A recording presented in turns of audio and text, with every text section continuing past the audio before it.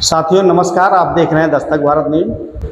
आज से हमारा ये चैनल जो है अदालतों की खबरों पर, अदालतों से आए निर्णयों पर भी अपने विचार देने जा रहा है, आपको आपके सामने रखने जा रहा है।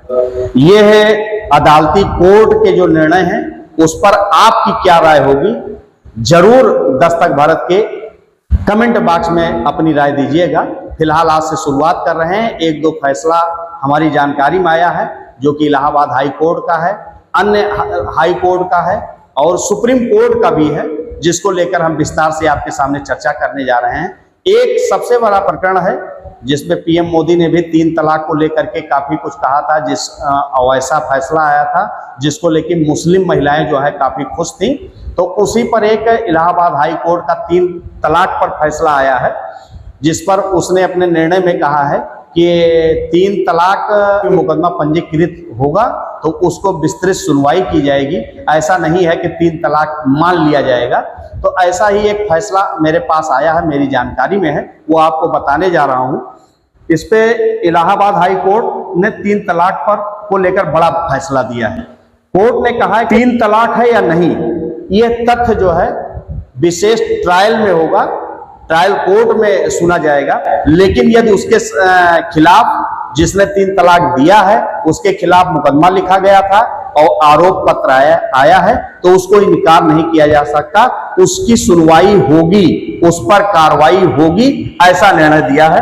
दंड पर यह जो है प्राविधान दंड प्रक्रिया संहिता की धारा 482 के तहत अंतर्निहित शक्ति का इस्तेमाल कर दाखिल चार्जशीट या केस की कार्रवाई रद्द नहीं की जा सकती है।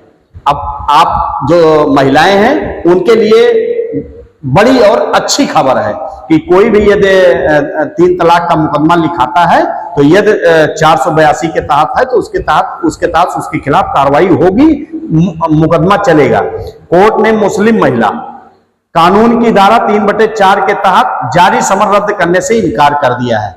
जो समन जारी हुआ था आरोपी के खिलाफ, उसको इनकार कर दिया है। नहीं तो अधिवक्ता जो याचिका करता है, जो लोग और भी अधिवक्ता होते हैं, वो कहते हैं कि 3 तलाक का आरोप बनता ही नहीं। तो आपको कोर्ट ने कहा कि भारतीय दंड संहिता की धारा 494 एक बीवी के रहते दूसरी शादी करने पर पूर्णतया रोक है।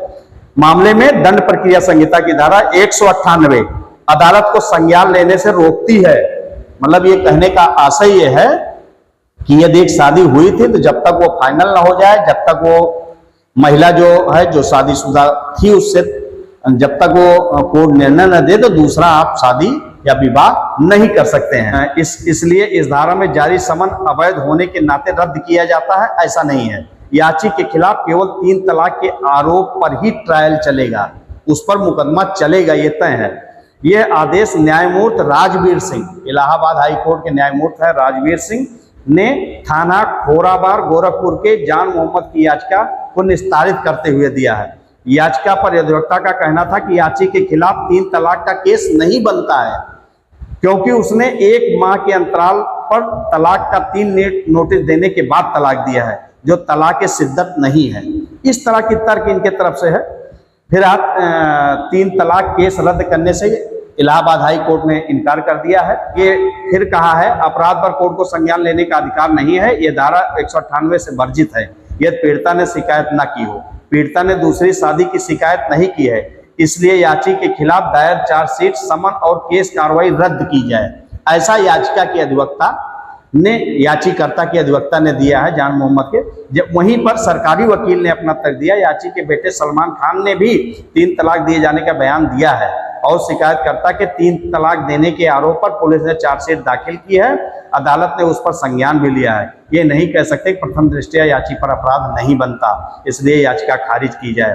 तो ये ओवरऑल ये जान लीजिए कि 3 तलाक ऐसे नहीं माना जाएगा। यदि मुकदमा कायम है, चार्जशीट लगी है तो उसकी सुनवाई होगी, ट्रायल होगा और वो 3 तलाक नहीं माना जाएगा।